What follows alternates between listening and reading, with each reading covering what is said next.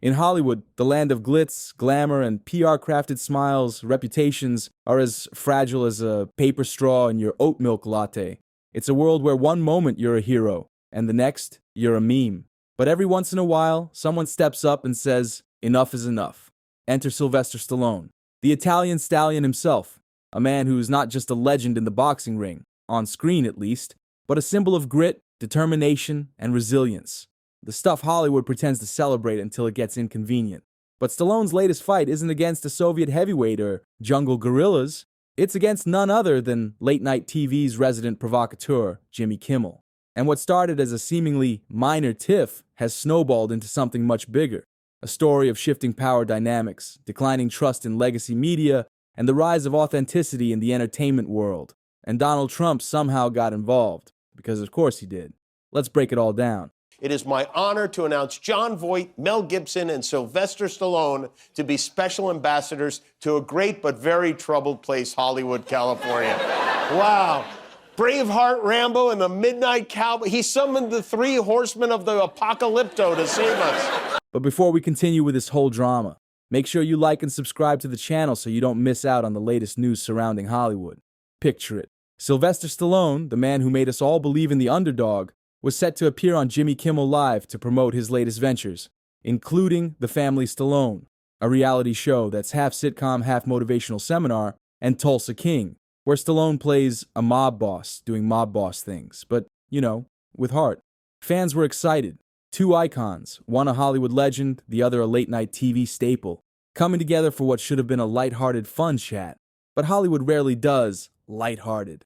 Somewhere between the booking and the actual appearance, Jimmy Kimmel reportedly decided to poke the bear.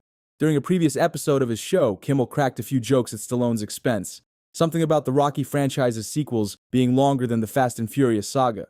They will serve as special envoys to me for the purpose of bringing Hollywood, which has lost much business over the last few years, to foreign countries back bigger, better, and stronger than ever before. In other words, Trump saw the Expendables 3 on his plane last night and is like, I need those guys to help. These 3 very talented people will be my eyes and ears, and I will get done what they suggest. It will again be like the United States of America itself, the golden age of Hollywood. Fans weren't laughing. In fact, many found the comments disrespectful, given Stallone's legacy and the fact that, he's Sylvester freaking Stallone. Things escalated when rumors began circulating that Kimmel himself pressured ABC to cancel Stallone's appearance altogether. The man who has fought Soviet boxers, jungle warlords, and an entire franchise worth of expendable mercenaries was effectively uninvited from a talk show.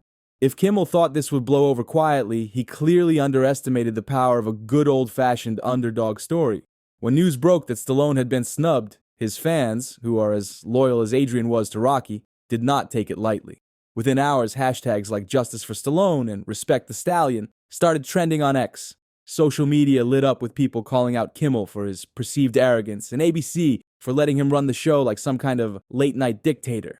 When I did Rocky, if you remember, the first image was a picture of Jesus, and it says Resurrection AC Club. I found a church that had been converted to a boxing ring.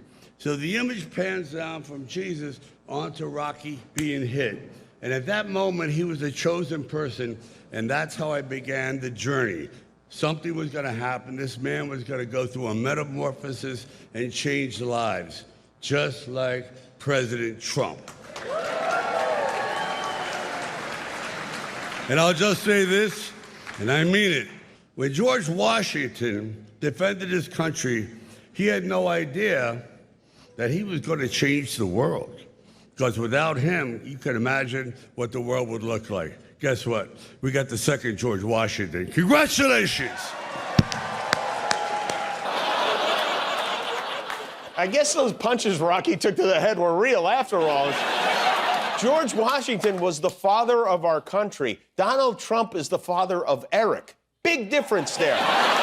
After Stallone, it was Golf Clubber Lang's turn at the podium. I keep wondering when this bromance between Trump and Elon Musk is going to blow up like a SpaceX rocket. But for now, at least, it appears to be going strong. And here's where things get spicy. As the backlash grew, so did the fallout.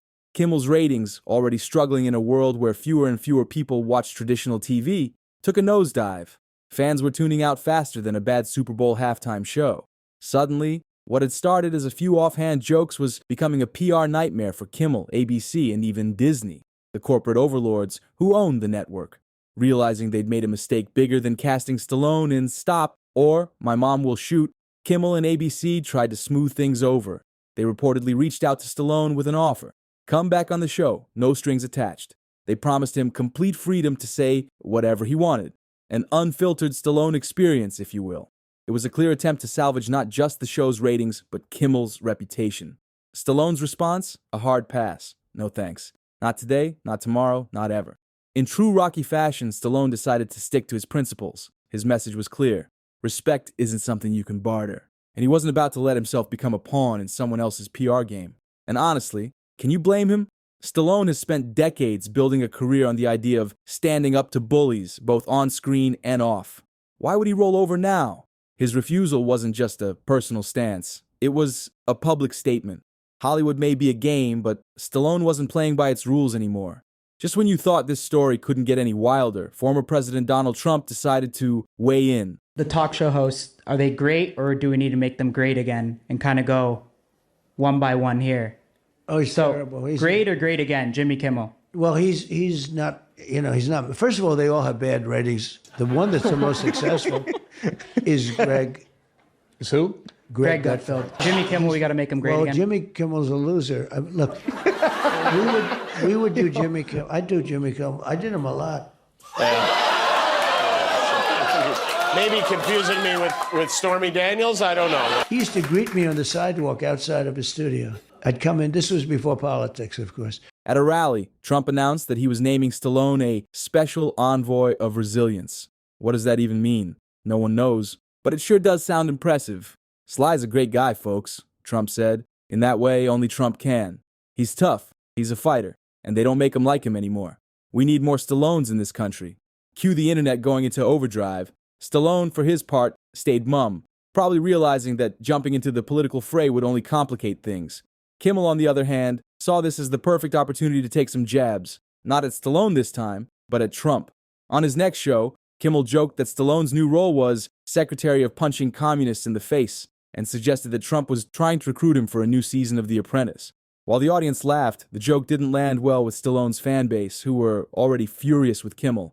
The backlash grew even louder, and the hashtags? They made a comeback, stronger than ever. This whole feud has exposed deeper cracks in the late-night TV model. Once the king of entertainment, late-night talk shows are now struggling to stay relevant in a world dominated by podcasts, YouTube, and social media. Why sit through scripted jokes and awkward interviews when you can listen to unfiltered, authentic conversations on The Joe Rogan Experience or catch Stallone chatting with Greg Gutfeld? Stallone, ever the trendsetter, is leaning into this shift. Instead of relying on legacy media, he's embracing platforms where he can speak directly to his audience. On podcasts, there are no censors, no PR filters, just Stallone being Stallone, and fans love it.